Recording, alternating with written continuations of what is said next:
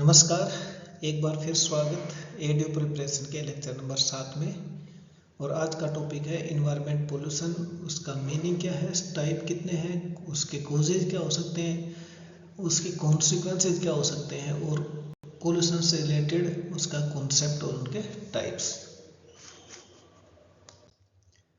Environmental pollution सबसे पहले ये 21वीं सेंचुरी है जो है, इसके अंदर बड़ा बहुत बर्निंग इशू है, जिसके अंदर बहुत सारे चैलेंजेस आए, जिसके कारण ह्यूमन हेल्थ, इकोसिस्टम और ओवरऑल वेलबींग है प्लेनेट की, उसकी प्रभावित हुई। तो ये पोल्यूशन जो शब्द है असल में क्या है, ये कोई भी हार्मफुल सब्सटेंसेस जो इन्वायरमेंट के अंदर इंट्रोड्यूस हो जाता है उसको हम क्या कहते हैं, पोल्यूशन कहते हैं। और ये जो पोल्यूशन उससे भी कहते हैं जिसके नेगेटिव इम्पैक्ट आते हैं ऑर्गेनिज्म के ऊपर या नेचुरल प्रोसेसेस के ऊपर।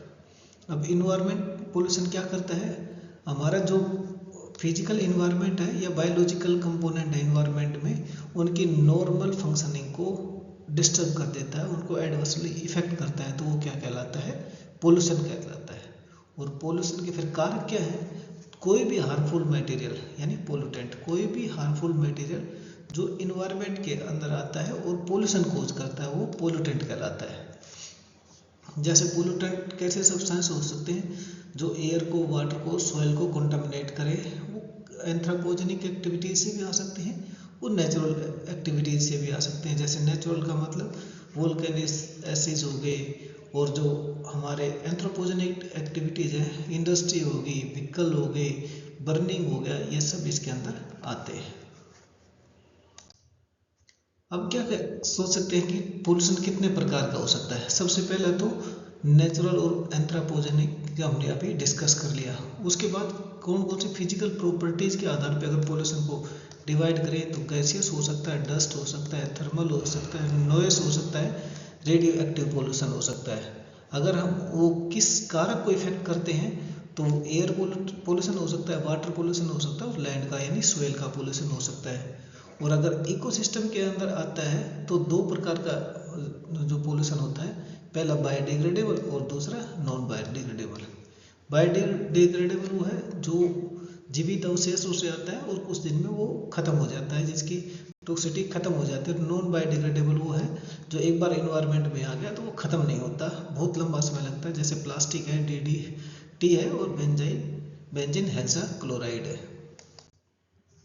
अब उसके बाद आता है कि जो पोल्यूटेंट्स है वो नेचर में आते हैं, तो उसको कैसे देखते हैं। तो डिस्पोजल हमने अभी देखा कि ये प्रकार है पोल्यूशन की। तो बायोडिग्रेडेबल वो पोल्यूटेंट्स होते हैं जो सिंपलर सब्सटेंसेज में आसानी से टूट जाते हैं या हार्मलेस सब्सटेंसेज में टूट जाते हैं। जैसे जैसे समय बीतता है, समय के साथ साथ, तो क्या कहलाते हैं, बायोडिग्रेडेबल सब्सटेंसेज या बायोडिग्रेडेबल पोल्यूटेंट कहलाते हैं। जैसे घर का वेस्ट है, फार्म का वेस्ट है, यूरिन है, फेशियल मैटर है, सीवेज है, स्लज है, और एग्रीकल्चर का रेजिड्यू, पेपर है, क्लॉथ है, ये सारी चीज़ें कुछ समय बाद नेचर में वापस ऑर्गेनिक कार्बन के रूप में, ऑर्गेनिक मैटर के रूप में, ह्यूमिक कंटेंट के रूप में डिग्रेड हो जाती हैं। तो वो क्या कहलाते हैं, बायोडिग्रेडेबल पोल्यूटेंट्स कहलाते हैं। उसके बाद आता है नॉन बायोडिग्रेडेबल पोल्यूटेंट, जो सिंपलर सब्सटेंसेज में नहीं टूटते, हार्मलेस चीज़ें उनसे नहीं बनती समय के साथ साथ, वो क्या होते हैं, नॉन बायोडिग्रेडेबल पोल्यूटेंट्स। जैसे DDT है, प्लास्टिक है, पॉलीथीन है, इंसेक्टिसाइड है, पेस्टिसाइड है, मरकरी है, लेड है, आर्सेनिक एसिड है, एल्यूमिनियम कैंस है, सिंथेटिक फाइबर है, ग्लास के ऑब्जेक्ट हैं, आयरन प्रोड्यूस हैं। तो ये इसके एग्जाम्पल है। अब ये जो नॉन बायोडिग्रेडेबल है ये बहुत हानिकारक है। पहला तो है बायो एक्यूमुलेशन से और दूसरा बायो मैग्निफिकेशन से। बायो एक्यूमुलेशन का मतलब है, बायो का मतलब बायो यानी एक जीवित, यानी किसी एक जीव के अंदर टॉक्सिक एक्यूमुलेट होता है, उसे क्या कहते हैं, बायो एक्यूमुलेशन कहते हैं। और ये जैसे जीव समय के साथ साथ जाएगा तो इसकी टॉक्सिसिटी को रिलीज किया जा सकता है, कम किया जा सकता है, कम हो जाती है। बायो मैग्निफिकेशन क्या है कि एक बार किसी ट्रॉपिकल लेवल पे किसी नॉन बायोडिग्रेडेबल पोल्यूटेंट की एंट्री हो गई, किसी इंसेक्टिसाइड की, पेस्टिसाइड की, डिजीज की, लेड की, आर्सेनिक एसिड की, तो वो जैसे जैसे ट्रॉपिकल लेवल बढ़ते जाएंगे वैसे वैसे वो टॉक्सिसिटी बढ़ती जाएगी। तो जो बायो एक्यूमुलेशन और बायो मैग्निफिकेशन है, ये नॉन बायोडिग्रेडेबल पोल्यूटेंट्स की सबसे हानिकारक चीज़ है, जो बहुत लंबे समय तक इन्वायरमेंट की जो स्टेबिलिटी है उसको डिस्टर्ब रखते हैं। अब बेस्ड अपॉन परसिस्टेंस, परसिस्टेंस का मतलब है कितना अटल, कितना कठोर है। अब ये दो प्रकार की उससे हो सकती है कठोरता, प्राइमरी और सेकेंडरी। प्राइमरी वो हुआ जो हमने एक बार डाल दिया, वो डायरेक्टली उसी से निकल आता है, जैसे एस है, स्मोक है, फ्यूम्स है, डस्ट है, नाइट्रिक एसिड है, सल्फर डाइऑक्साइड है, हाइड्रोकार्बन है, तो वो अपने सोर्स से डायरेक्ट निकलते हैं, जैसे डाले थे वो उसी रूप में इन्वायरमेंट में अवेलेबल रहते हैं। सेकेंडरी पोल्यूटेंट्स क्या होते हैं, वो प्राइमरी पोल्यूटेंट से बनते हैं किसी न किसी केमिकल इंट्रैक्शन के साथ, और वो इंट्रैक्शन इन्वायरमेंट में, पानी में, हवा में, कुछ कोई भी कॉन्स्टेंट हो उसके साथ इंटरेक्ट करते हैं, और ये बहुत घातक होते हैं, जैसे sulphur trioxide, nitrogen dioxide, aldehyde, ketones, ozones, ये क्या होते हैं, इस सेकेंडरी पोल्यूटेंट्स होते हैं। अब नेचर की परसिस्टेंसी के आधार पे अब है उनकी नेचर के आधार पे। नेचर का मतलब है इसमें दो आते हैं, क्वांटिटेटिव और क्वालिटेटिव। क्वांटिटेटिव वो होते हैं जो नॉर्मली इन्वायरमेंट में प्रेजेंट रहते हैं, जैसे हमारी कार्बन डाइऑक्साइड प्रेजेंट है, लेकिन हम केयरलेस रहते हैं, एंथ्रोपोजेनिक एक्टिविटी बहुत ज़्यादा करते हैं, कार्बन सिक्वेस्ट्रेशन का कम ध्यान देते हैं, फाल्टी एग्रीकल्चरल प्रैक्टिस करते हैं, तो कार्बन डाइऑक्साइड क्या है, धीरे धीरे हमारे लिए पोल्यूशन का कारण बनती है, और ये ग्रीन हाउस गैस के रूप में जो सूरज की हीट है उसको एब्जॉर्ब करती है। तो ये कैसे क्वांटिटेटिव पोल्यूटेंट है। और क्वालिटेटिव वो है जो नेचर में होते नहीं है, बल्कि हम उनको ऐड करते हैं, जैसे इंसेक्टिसाइड है, पेस्टिसाइड है, ये हम अपने फायदे के लिए यूज करते हैं और ये इन्वायरमेंट को पोल्यूट करते हैं। तो ऐसे पोल्यूटेंट क्या कहलाते हैं, क्वालिटेटिव पोल्यूटेंट्स कहलाते हैं। अब पोल्यूशन का कोज क्या है, तो सबसे पहला जो कोज है वो रैपिड इंडस्ट्रियलाइजेशन है। इसमें क्या होता है, हम इंडस्ट्री लगाते हैं तो पोल्यूटेंट एयर में, वाटर में, सोयल में ऐड करते रहते हैं। उसके बाद क्या होता है कि इस इंडस्ट्री से वेस्ट भी जनरेट होता है, और वो वेस्ट भी हम उसका सेफ डिस्पोजल नहीं करते, तो कंटामिनेशन का कारण बनता है। दूसरा, बहुत से हैजार्डियस वेस्ट भी निकलते हैं, जो वो सॉलिड के रूप में भी, लिक्विड के रूप में भी, गैस के रूप में भी, और वो इन्वायरमेंट को पोल्यूट करते हैं। फिर रैपिड अर्बनाइजेशन, अब अर्बनाइजेशन करनी है तो हमें जगह चाहिए, तो उसके लिए हम क्या करते हैं, डिफोरेस्टेशन करते हैं, जिसके कारण हैबिटेट का लॉस हो जाता है, इमिशन इंक्रीज हो जाता है, वेस्ट का जनरेशन होता है एक जगह पे, तो ये भी पोल्यूशन का कारण बनती है। तीसरा है फॉरेस्ट फायर। इसमें क्या होता है, फॉरेस्ट फायर होती है तो इससे भी डाइवर्सिटी लॉस होती है, और जब डाइवर्सिटी लॉस होती है तो उसमें क्या होता है, ह्यूमन एक्शंस होते हैं, जिसके कारण क्लियरिंग करते हैं हम फॉरेस्ट से, इनक्रोचमेंट करते हैं एरिया की, और जब फायर्स लगती हैं तो वहाँ रहने वाले जो जीव हैं उनका वासस्थान, हैबिटेट खत्म हो जाती है, और वो भी फिर बाद में पोल्यूशन का कारण बनती है। इम्प्रॉपर एग्रीकल्चर एक्टिविटीज़ बहुत इंपॉर्टेंट है। बहुत ज़्यादा जो ग्रीन हाउस गैसेज है वो एग्रीकल्चर से निकलती हैं, बहुत बड़ा शेयर है इसका, जिसमें पैडी कल्टीवेशन और फाल्टी जो प्रोडक्शन प्रैक्टिस है हमारी लाइफ स्टॉक की, वो सबसे इम्पोर्टेंट रोल अदा करते हैं। उसके बाद हम अनजुडिशियस, अननीडफुल यूज़ करते हैं केमिकल फर्टिलाइजर का, पेस्टिसाइड का, हर्बिसाइड का, वो भी जाके हमारे पोल्यूशन को कोज करते हैं और हमारे इन्वायरमेंट को डिग्रेड करते हैं। फिर आता है डिफोरेस्टेशन।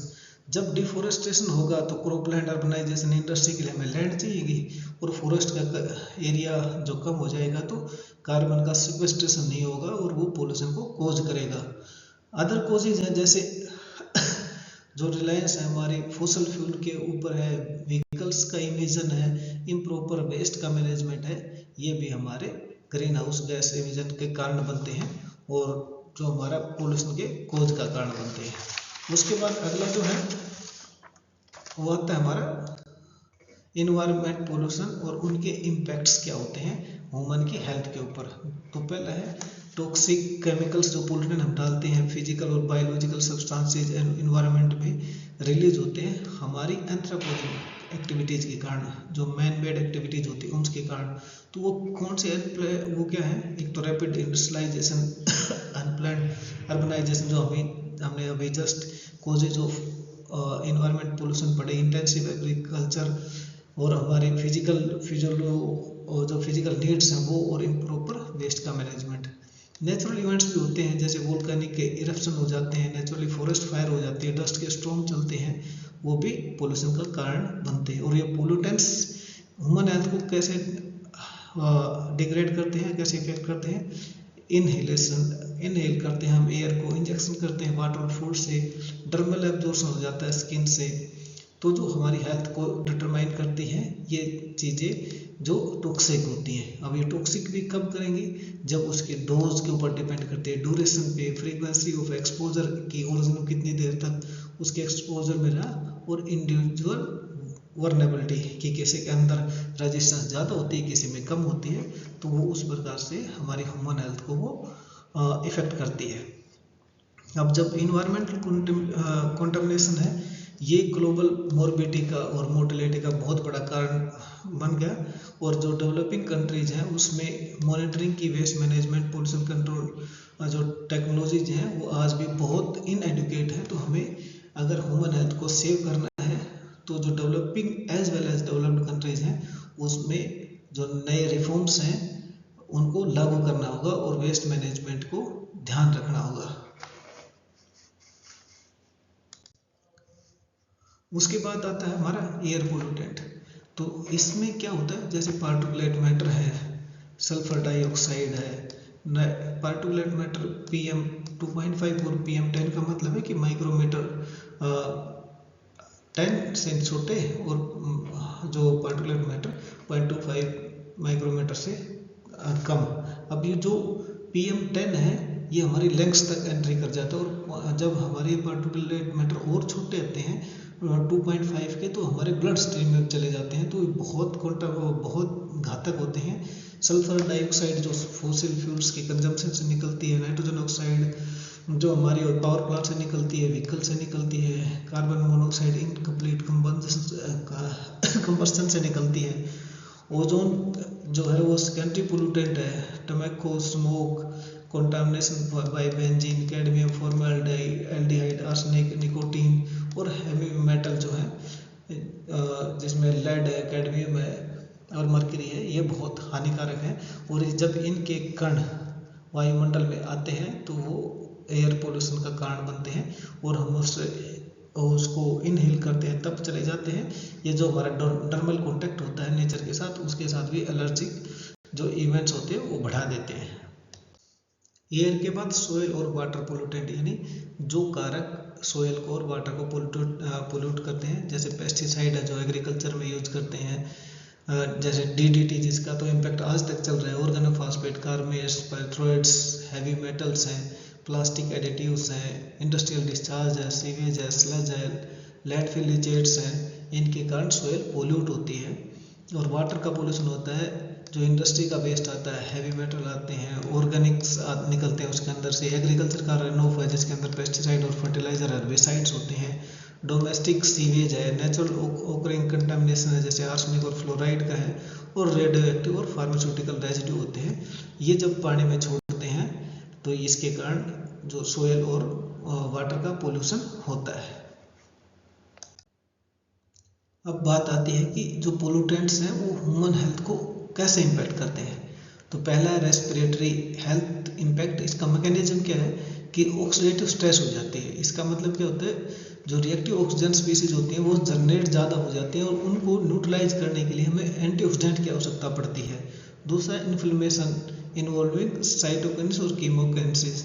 ये क्या है, सिग्नलिंग प्रोटीन्स बोलते हैं इन दोनों को। जो बाहर से कोई अनवांटेड चीज़ आती है तो उसको लड़ने के लिए हमें सिग्नल्स देते हैं। जो न्यूट्रोफिल्स और मैक्रोफेज होते हैं ये वाइट ब्लड सेल्स होती हैं। रिड्यूस मस्कुलरी क्लियरेज, यानी जो नेचुरल क्लीनिंग प्रोसेस होती है वो हमारी डिस्टर्ब हो जाती है। डैमेज टू लंग एपिथेलियम, जो हमारी प्रोटेक्टिव लंग्स की लेयर है उसको खराब कर देती है। जो एल्वेलर मेम्ब्रेन्स होती है उनकी इलास्टिसिटी को कम कर देती है। तो इससे asthma, bronchitis, chronic respiratory disease होती है, यानी जो कफ से रिलेटेड है, pneumonia, allergic, chronic cough, lung cancer. Occupational disease है जैसे एब्सटोसिस और वेगासिस। इसमें क्या होता है, जो फाइबर इंडस्ट्री में लोग काम करते हैं उन्हें जो बीमारियां होती हैं, उन्हें रेगुलर कफ रहता है। और वेगासिस जो शुगर इंडस्ट्रीज में काम करते हैं उनकी जो बीमारियां, ये ऑक्यूपेशनल रिलेटेड बीमारियां हैं जो इनमें काम करेगा वो होने के चांसेस रहते हैं। तो इसका इविडेंट क्या है, जो पार्टिकुलेट मैटर 2.5 है और दस्तक है वो रेस्पिरेटरी मोर्बिडिटी और प्रीमेचर मोर्टेलिटी का कारण बनते हैं। हमने पहले भी डिस्कस किया था कि 2.5 है, ये तो हमारे ब्लड स्ट्रीम के अंदर भी चला जाता है। जो पेस्टिसाइड वर्कर होते हैं उनको खांसी चलती रहती है, जुकाम रहता है, जो प्लास्टिक हम जो बर्न करते हैं उससे डाइटॉक्सिन रिलीज होते हैं, वो भी बहुत खतरनाक होती हैं। वो हमारे जो लंग्स है उसको सीवियरली डैमेज करते हैं। और जो चिल्ड्रंस होते हैं, बच्चे होते हैं या किसी ऑक्यूपेशन से रिलेटेड होते हैं जैसे हमारी फाइबर इंडस्ट्री और शुगर इंडस्ट्री से, वो बहुत वनरेबल होते हैं हमारी पोल्यूटेंट के कारण उनकी हेल्थ खराब होने का। फिर पोल्यूटेंट्स का जो इम्पैक्ट आता है वो कार्डियोवास्कुलर इम्पैक्ट्स होते हैं। जो एयरबोर्न और वाटरबोर्न पोल्यूटेंट्स जो हम ग्रहण करते हैं हमारे अंदर ना चाहते हुए आ जाते हैं, उससे हाइपरटेंशन होती है। हाइपरटेंशन में क्या होता है, हाई ब्लड प्रेशर हो जाता है। एंथ्रोस्क्लेरोसिस में क्या होता है, जो हमारे आर्टरीज होती है वो नैरो हो जाती हैं और हार्ड हो जाती है। दूसरा है मायोकार्डियल इन्फेक्शन। इसमें जो ब्लड हार्ट की तरफ मूव करता है उसमें ब्लॉकेज आ जाती है। स्ट्रोक में ब्लड ब्रेन तक नहीं पहुंचता। और जो इंक्रीज ब्लड कोगुलेशन है, इसका मतलब हाई टेंडेंसी हो जाती है ब्लड की क्लोटिंग के कारण, जिसके कारण जो कार्डियोवास्कुलर इम्पैक्ट्स पोल्यूटेंट्स का बहुत खतरनाक है। इसका मैकेनिज्म क्या है, ऑक्सीडेटिव स्ट्रेस है, जैसे हमने आरओएस में पढ़ा था, सिस्टमेटिक इन्फ्लेमेशन है, ऑटोनोमिक नर्वस सिस्टम इम्बैलेंस है। तो ये सारी दिक्कतें हमें पोल्यूटेंट्स के कारण आती है। दूसरी कैटेगरी में ये मेल और फीमेल को भी अलग अलग रूप से पोल्यूटेंट्स हमारे डिस्टर्ब करते हैं। जैसे मेल्स की बात करें तो रिड्यूस स्पर्म काउंट हो जाएगा, एबनॉर्मल मॉर्फोलॉजी हो जाएगी, ऑक्सीडेटिव डैमेज हो जाएगा स्पर्म का और डीएनए का, टेस्टिकुलर एपोस्टासिस में सेल की डेथ हो जाती है और फर्टिलिटी डिक्लाइन हो जाती है। तो इसमें जो पेस्टिसाइड एयरबोर्न या वाटर से जो पोल्यूटेंट होते हैं वो इसमें इम्पोर्टेंट रोल अदा करते हैं। अगर हम पोल्यूटेंट्स के एक्सपोजर में रहते हैं ऐसे मेल्स, तो इनमें जो हेल्थ प्रॉब्लम्स हैं इस प्रकार के इफेक्ट आते हैं। अगर फीमेल्स की बात करें तो हैवी मेटल्स का levels, nitrous oxide, ozone, lead, cadmium, pesticide, fertiliser और पोल्यूशन या पोल्यूटेड एयर और वाटर में रहते हैं, तो उनकी जो मेंसेस डिसऑर्डर होते हैं, इरेगुलर मेंसेस साइकिल आती है, जो कंसेप्शन रेट है वो रिड्यूस हो जाता है, ओरिनरी डिसफंक्शन हो जाती है और हायर रिस्क होती है स्पॉन्टेनियस अब्रप्शंस और स्टिल बर्थ और नेटोनेटल मोर्टेलिटी, यानी बच्चे का मरना भी उसमें एक संभावित कारण बनता है। उसके बाद पोल्यूटेंट्स का प्री नेटल और फेटल इम्पैक्ट्स, यानी बच्चा जब भ्रूण में होता है उसका डेवलपमेंट होता है, उस टाइम भी इस पोल्यूटेंट का बहुत बड़े दुष्प्रभाव होते हैं। जैसे पोल्यूटेंट्स जब फोएटस में ट्रांसफर हो जाते हैं तो वो प्लेसेंटल बैरियर के और उसके डेवलपमेंट को कम कर देते हैं, रोक देते हैं। मैटरनल इनहेलेशन होता है, इंजेक्शन और टर्मल एब्जॉर्प्शन होता है। उसका इम्पैक्ट क्या आता है, जो बच्चा होगा उसका बर्थ का वेट कम होगा, हेड का सर्कमस्टेंस जो सर्कमफ्रेंस है हेड छोटा रह जाएगा, इम्पेयर्ड प्लेसेंटल ब्लड फ्लो उसमें नहीं जाएगा क्योंकि ऑक्सीडेटिव स्ट्रेस ज़्यादा हो जाएगी, कंजीनियल एबनॉर्मलिटी हो जाएंगी जिसमें स्ट्रक्चरल मॉलफॉर्मेशन तक हो सकती है, डेवलपमेंट डिले हो जाता है जिस कारण मोटर कंजक्टिव और बिहेवियरल डिसऑर्डर्स आते हैं, high risk of prenatal death with pesticide exposure, बच्चे की मृत्यु के भी चांसेस हो सकते हैं। तो prenatal exposure to heavy metals जो आर्सेनिक, पीबी और कैडमियम से होता है उसमें स्टिल बर्थ भी हो सकते हैं। जो पैथलेट्स होते हैं वो क्या होते हैं, प्लास्टिक को और लचीला बनाने के लिए, तो वो ब्लड के अंदर डिटेक्ट होते हैं तो यूट्रो ट्रांसफर में भी दिक्कत करते हैं। इसके कारण एपिजेनिक चेंजेस हो जाते हैं। एपिजेनेटिक का मतलब जो जीन्स नहीं हो जीन में बदलाव हो जाता है। तो इसके कारण क्या होता है, इसके और क्या होता है, इस पोल्यूटेंट्स के वो एल्टर कर देते हैं जीन एक्सप्रेशन के। कैसे करेंगे एपिजीनल चेंजेस, डीएनए मिथाइलेशन के कारण, हिस्टोन मॉडिफिकेशन के कारण, एमआई मैसेंजर आरएनए चेंजेस के कारण इसके अंदर क्या हो जाता है, जो एपिजेनेटिक शिफ्ट हो जाते हैं, जो लॉन्ग टर्म ग्रोथ होती है उसकी इम्प्रॉपर ग्रोथ होती है, न्यूरल डेवलपमेंट नहीं हो पाते। तो ऐसे कारण इस पोल्यूटेंट्स के प्रभाव में आने के कारण मानव जाति को झेलने पड़ते हैं। जो पोल्यूटेंट्स होते हैं उनसे हमारे नर्वस सिस्टम संबंधी भी दिक्कतें आती हैं, जैसे लेड, मरकरी, पेस्टिसाइड, पैथलेट्स जो हमने अभी डिस्कस किया, प्लास्टिक को बहुत लचीला बनाने के लिए करते हैं, और पार्टिकुलेट मैटर है जो हमारे लंग्स में चले जाते हैं, बाद में ब्लड स्ट्रीम के थ्रू हमारे ब्रेन में पहुंचते हैं तो डिसऑर्डर्स कॉज करते हैं। इसके कारण जो मस्तिष्क संबंधी इंसेफेलोपैथी है, IQ रिड्यूस हो जाती है, कॉग्निटिव इम्पेयरमेंट हो जाती है, डेवलपमेंट के डेज रिड्यूस हो जाते हैं, मेमोरी का लॉस हो जाता है, पुअर कोऑर्डिनेशन कर पाता है बच्चा या व्यक्ति जिससे वो प्रभावित है, न्यूरो एंडोक्राइन सिग्नलिंग हो जाती है जो ब्रेन और उसके का डेवलपमेंट, उसके बिहेवियर को चेंज करती है। तो इस प्रकार जो पोल्यूटेंट्स है हमारे नर्वस सिस्टम के साथ इंटैक्ट करके और उसको डिस्टर्ब करते हैं। उसके बाद कैंसर का है, तो कैंसर में जो पोल्यूटेंट्स इन्वायरमेंट को जो पोल्यूशन करते हैं उसमें 70 से 80% तो कैंसर का रिस्क को आगे डेवलप करते हैं, उसको बढ़ाते हैं। तो इसमें कार्सिनोजेनिक जो मैकेनिज्म क्या होता है, DNA का इंडक्शन फॉर्मेशन होती है, जीन की म्यूटेशन हो जाती है, क्रोमोसोमल इंस्टेबिलिटी हो जाती है, एवर्सन मिथाइलेशन हो जाता है, जीन चेंज हो जाते हैं, जिनकी एक्टिविटी एक्सप्रेशन चेंज हो जाते हैं, ट्यूमर्स बनना स्टार्ट हो जाते हैं, और परसिस्टेंट ऑक्सीडेटिव स्ट्रेस आ जाती है कि लंबे समय तक ऑक्सीडेटिव स्ट्रेस रहती है। तो इन कौन कौन से हैं जिनके कारण ये आते हैं, जैसे जो कोयले का कंजम्पशन होता है, PS होती है जो लंग और स्कोटल कैंसर को कारण बनते हैं, पेस्टिसाइड होती है जैसे इमेजेंथापर जो हमारे ग्वार स्प्रे होती है ब्लड और लंग कैंसर को कॉज कर सकती है, हैवी मेटल्स हैं वो स्किन, लंग और लीवर के कैंसर का कारण बनते हैं,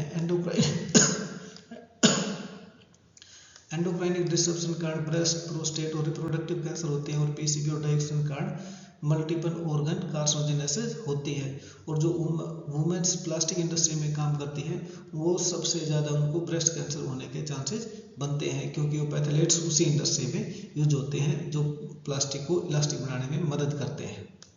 आपको पोल्यूशन, उसके टाइप्स और उसके इम्पैक्ट और क्या क्या कोज हो सकते हैं जो ह्यूमन हेल्थ को इम्पैक्ट करते हैं वो आपके संज्ञान में आए होंगे, ध्यान में आए होंगे।